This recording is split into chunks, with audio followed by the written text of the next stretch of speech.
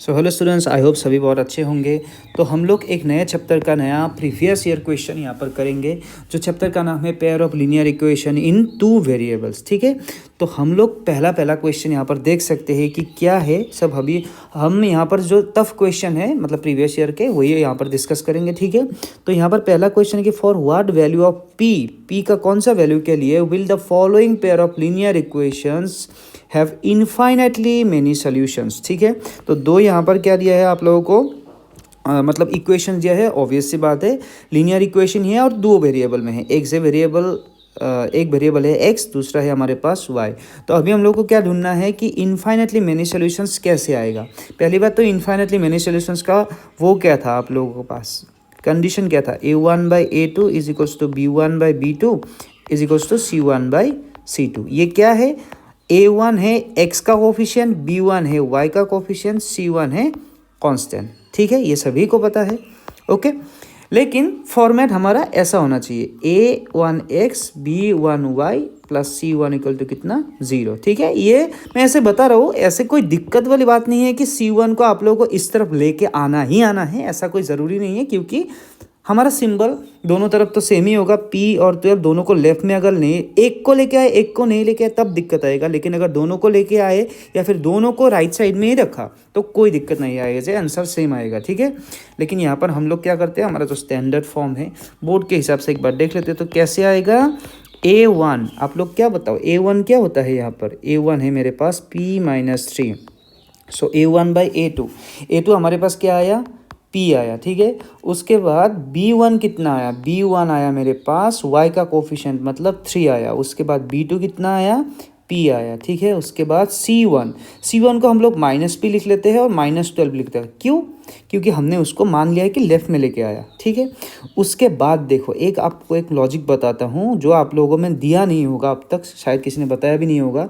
कि एक बात समझो आप लोग कि a is equal to B is equal to C, इसका इंग्लिश मीनिंग क्या है कि a is equal to B is equal to C, a is equals to B and उसके बाद आता है and b is equal to C. ठीक है, ऐसे भी बोल सकते हैं कि a is equal to C and b is equal to C. इस सब में एंड लिखा हुआ है, एंड। तो एंड का एक बहुत इंपॉर्टेंट मीनिंग है कि मान लो a is equal to b में तुम्हारा दो कंडीशन आया। ठीक है, दो कंडीशन आया और b इज इक्वल टू सी करने का भी क्या आया, दो कंडीशन आया कि दो आंसर आया। आप लोग आंसर भी मान सकते हो, लेकिन सही आंसर कौन सा होगा वो इंपॉर्टेंट है।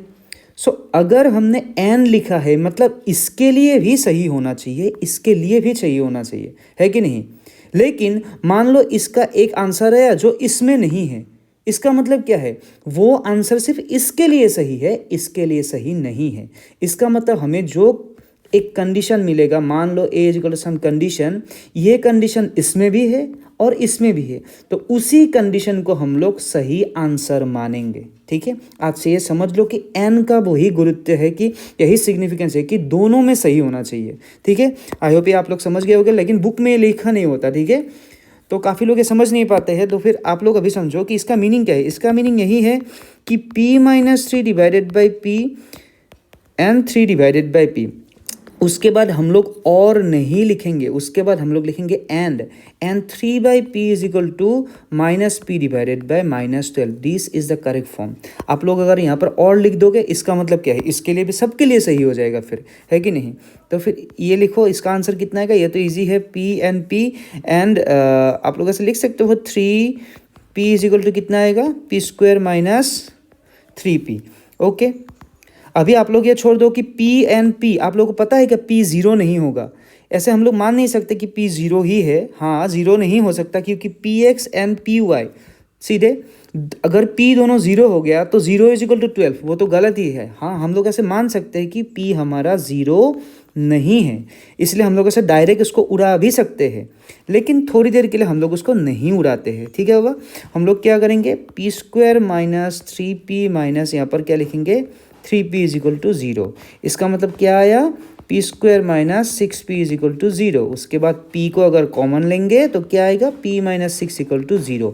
अभी हमारे पास दो आंसर आया, या तो p इज इक्वल टू 0 और p इज इक्वल टू कितना 6। ठीक है, या तो ये सही है या तो वो सही है। ठीक है, देखो अभी इसको भी सॉल्व करते हैं, ये कितना आएगा minus p square equal to -36। तो इससे p कितना आया, पी स्क्वायर कितना आया 36, p कितना आया +/6। ठीक है, इसका मतलब p का एक आंसर आया 6 और दूसरा आंसर कितना आया -6। अभी इन दोनों में कॉमन आंसर कौन सा है, 0 है, 6 है, 6 है, -6 है, कौन सा कॉमन है, p = 6। इसका मतलब क्या होगा, p = 6 होगा हमारा करेक्ट आंसर। बहुत लोग बिना लॉजिक जाने भी इसको आंसर कर देते हैं, लेकिन वो सही नहीं है। आप लोगों को जानना है कि इक्वल सिंबल का, दोनों में इक्वल सिंबल का मीनिंग क्या है, कि इसके लिए भी सही होना पड़ेगा, इसके लिए p = 0 भी तो आंसर है, लेकिन p = 0 सिर्फ इसके लिए सही है बाबा, इसके लिए सही नहीं है। ठीक है, तो हम लोग सही किसको मानेंगे, p = 6 को। I think it is done. तो हम लोग अगले क्वेश्चन में मिलते हैं। अगर आप लोगों को लॉजिक अच्छा लगा, क्वेश्चन अच्छा लगा तो जरूर शेयर करेगा। ठीक है, थैंक यू।